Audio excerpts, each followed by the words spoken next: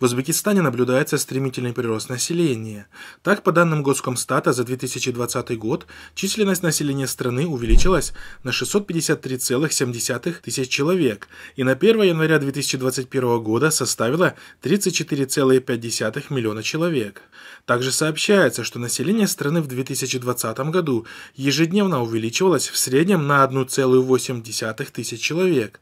Аналогичный прирост населения наблюдается в целом по региону. В том, что при заполнении вопросников переписи населения и жилищного фонда вся информация автоматически поступает в центральный сервер Агентства по статистике при президенте Республики Таджикистан.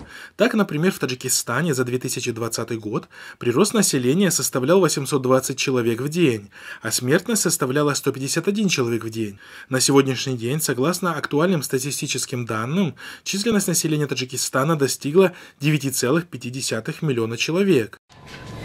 Следует отметить, что одновременно с этим многие страны мира сегодня столкнулись с демографическим кризисом по причине падения рождаемости. И в числе этих стран Россия, Украина и страны ЕС.